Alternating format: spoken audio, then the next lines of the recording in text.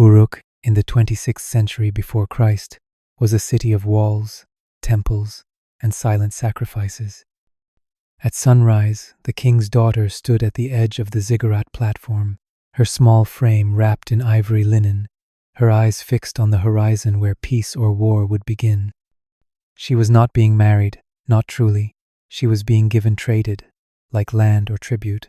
In ancient Sumer, when two kings could not agree, they did not send ambassadors, they sent daughters, and the girl who left never came home again. The daughter of a Sumerian king was never born for herself. From the moment of her first cry, she belonged to two masters, the gods who watched from the heavens, and the man who ruled her house. To be born into royalty in early Mesopotamia was not a gift, but a sentence. These girls were trained not for love, but for obedience. Their bodies were offerings in human form, wrapped in gold and linen and silence. The kings who ruled the land between rivers were constantly at war over canals, borders, cattle, temples, and gods. But sometimes, when the cost of battle grew too steep, a daughter became the answer. A marriage could be a treaty, a womb could be a promise.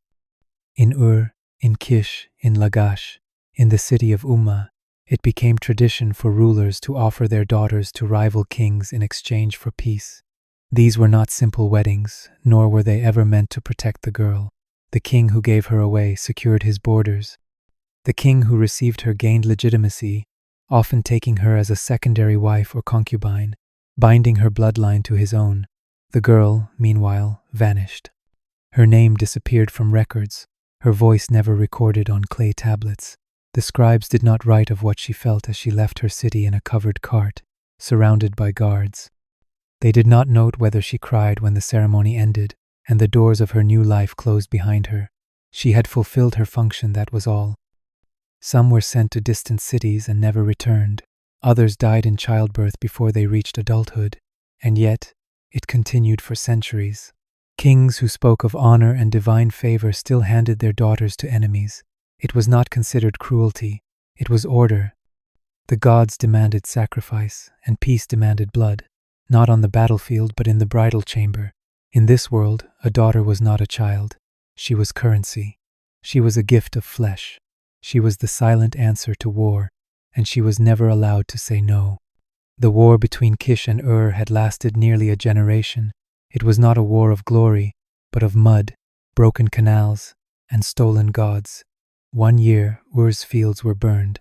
The next, Kish's temples were desecrated. Armies marched, bled, and retreated, but neither side could truly claim victory. Then, as the sun set on another bitter campaign, a different solution was proposed, one not written in blood, but in skin. Enmebaragesi, the king of Kish, sent word to Ur, peace, if sealed with a girl. The offer was not unusual. By then, it was a known custom among Sumerian rulers. To end a war, one king would give his daughter to the other, not as ransom, but as a living pledge. If the peace was broken, she would be the first to suffer. Ur agreed. The girl was young, too young by today's measure, but old enough, by theirs, to serve her city. Her name was never recorded. She was simply called the daughter. She was bathed in myrrh and barley water, draped in white wool, and led to the ceremonial gate beneath the moon. Her father did not accompany her. That would have shown weakness. Instead, officials delivered her like grain, like tribute, like an oath wrapped in flesh. The receiving king took her before his court, praised her beauty, and bound her to his household. She would live in a side chamber of the palace, watched by older wives and guards. She was not the queen, but she was royal, her womb now the property of a foreign throne. Her marriage was less about union than absorption. Her children, if she bore any, would belong to Kish, not to her. Her city would gain nothing from her joy, nor mourn her pain. She was no longer Ur's daughter. She was the truce itself. For a time, the peace held, trade resumed. Fields regrew. Temple priests offered thanks. But years later, when Enmebaragesi died, the alliance fractured. His son, seeking dominance, accused the daughter of betrayal. Some say she was sent back in disgrace. Others whisper she was executed quietly in the inner court. The records do not say. They stopped mentioning her altogether, as if she had never existed. That is how most of these daughters lived, erased as soon as they were used. Their worth measured only in what they prevented, not in who they were. But without them, empires would have crumbled, borders would have bled longer. These girls were never honored, never asked, never saved. But they were the bloodline of peace, and peace, in ancient Sumer, always came with a price. Not all daughters were traded to kings, some were given to gods. In the cities of Sumer, where divine favor determined the rise and fall of rulers, a daughter could be offered not in marriage, but in lifelong service to the temple. These were not ordinary temples. They were sanctuaries of Inanna, goddess of war and love, chaos and fertility. And the girls sent there were not ordinary servants. They were into priestesses, chosen to live apart from the world, their bodies claimed by the divine. To the people of Sumer, this was an honor. To the girl, it was a sentence. Her life would not be her own. She would never marry, never bear children, never see her home again. She would wear white robes, shave her head, and speak only when allowed. From the day she entered the temple, she belonged to Inanna, and to the politics of the man who sent her there. Kings used these daughters like protective charms. By dedicating a girl to the temple, they believed they could secure the goddess's blessing, ensure fertility in the land, or protect their throne from rebellion. But it was never a choice. No girl offered herself. She was taken, bathed in ritual oil, renamed, and sealed behind sacred doors. In Lagash, one daughter served for over 60 years. Her name was written once, on a damaged tablet, in a list of temple inventories. It noted her robes, her food allotment, her silence. She had entered the temple as a girl and died there as a forgotten old woman. No family ever visited. No statue was carved. She had done her duty. In Nippur, another girl cried out during the consecration rites and was struck across the mouth until she bled. The priest who led the ceremony declared the wound a sign of divine acceptance. The blood on her lips became part of the ritual. From that moment on, she was sacred and invisible. These priestesses were not free. Though revered, they lived in isolation, forbidden from leaving without a male guardian. Some were abused, accused of breaking their vows, and punished by public stripping or exile. Others were quietly removed when they aged, replaced by younger girls sent by newer kings. The temples recorded their presence in ledgers, not poems. Their prayers were spoken behind veils. Their stories were never told. To the people outside, they were holy women. To the kings who sent them, they were insurance. And to the gods, perhaps, they were just names whispered in the dark, names that no one else would remember. In ancient Sumer, peace was fragile, and power was always slipping. A daughter in the temple meant one less threat, one more offering, one less voice. And for some kings, that was the only kind of silence worth sacrificing. When peace failed, the daughters who had once been symbols of unity became weapons of humiliation. In the ancient cities of Sumer, alliances did not always hold. Treaties were broken, temples burned, and the daughters sent to secure peace became the first victims of revenge. They were not warriors, but their bodies became trophies in wars their fathers had tried to prevent. When the king of Lagash broke his oath to Ummah, the retaliation came not with armies at first, but with shame. Envoys from Ummah stormed Lagash's outer districts and captured the king's daughter, a girl who had been married into their royal house years before. She was paraded through the streets on a chariot, stripped of her jewelry and rank, forced to bow before the gods of her captors. This was not merely punishment. It was a message. Your promises mean nothing, and neither do your daughters. Afterward, she was never seen again. No burial tablet, no temple mention, no line in the court records. She had vanished, as many royal women did, once they lost their usefulness. In another case, recorded in a fragment from Nippur, a royal daughter sent to bind a truce was accused of sorcery when her husband's court began to crumble. Her foreign blood, once celebrated as the bridge between kingdoms, became poison in the eyes of her enemies. She was dragged into a courtyard, her hands tied with woven reeds, and forced to confess crimes she never committed. It is believed she was stoned not because she had sinned, but because peace had failed and someone needed to bleed for it. These women were never protected. The kings who sent them did not raise armies when they were dishonored. To do so would mean admitting that the treaty was broken, and no ruler wanted to appear weak, so the daughters suffered in silence. Some were imprisoned in their new cities, kept under house arrest for the rest of their lives. Others were executed quietly, their deaths blamed on illness or divine judgment. A few tried to escape their stories whispered on broken tablets, but most were caught and punished for treason. In the rare event that they returned home, they were no longer honored. A failed alliance made them cursed. Some were sent to temples in shame, where they lived out their years among stone walls and empty rites. To be a daughter of peace was never safe.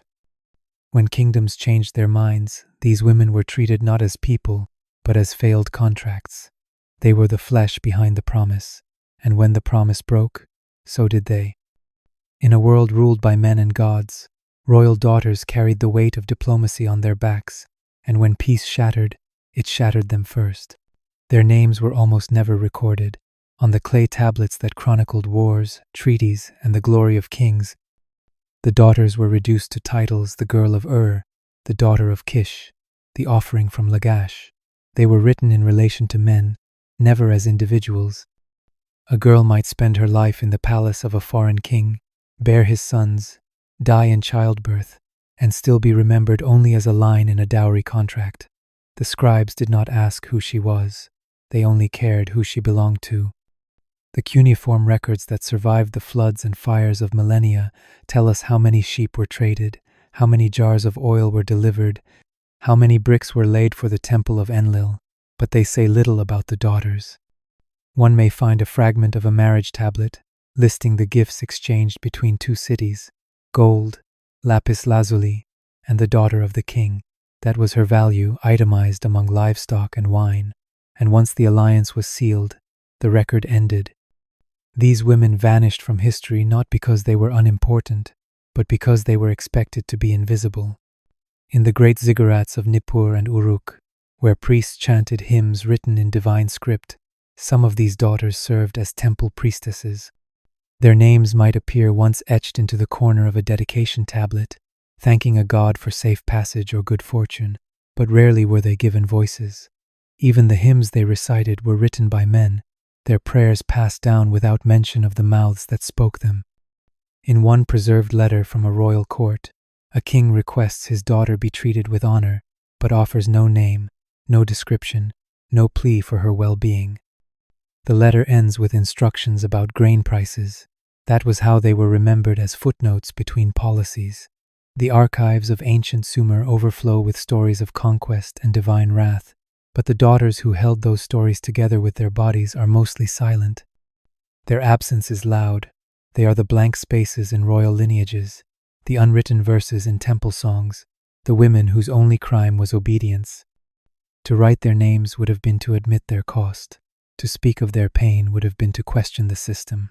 So silence became tradition, erasure became ritual, and even today, when their broken stories are pieced together from shards of clay and half-legible signs, what survives is not their voice, only the echo of what they were forced to endure.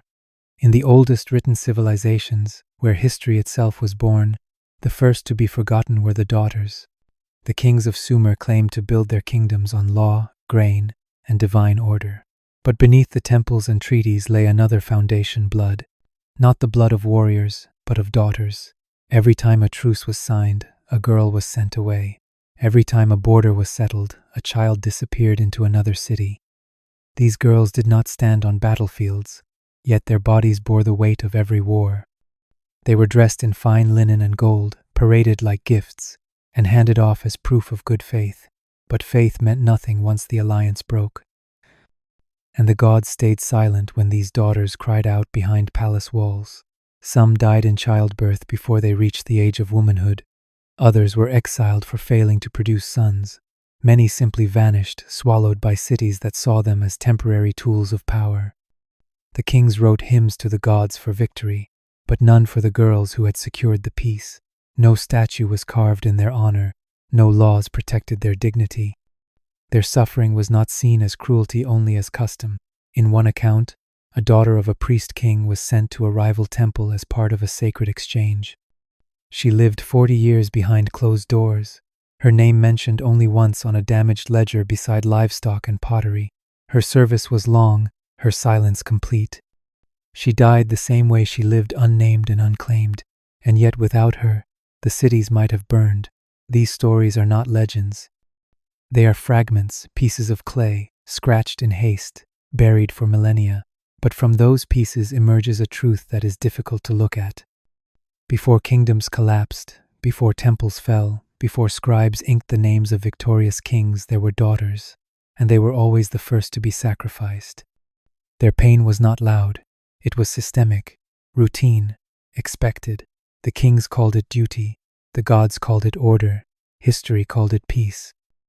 But it was paid for in girls who never had the chance to say no. If you have never heard their names, it is not because they did not exist. It is because they were erased on purpose. Their silence was useful, their absence was intentional, and even now, thousands of years later, we are only beginning to dig them back out of the ground. If this story moved you, remember, history doesn't forget because it can't remember. It forgets because someone chose not to write it down.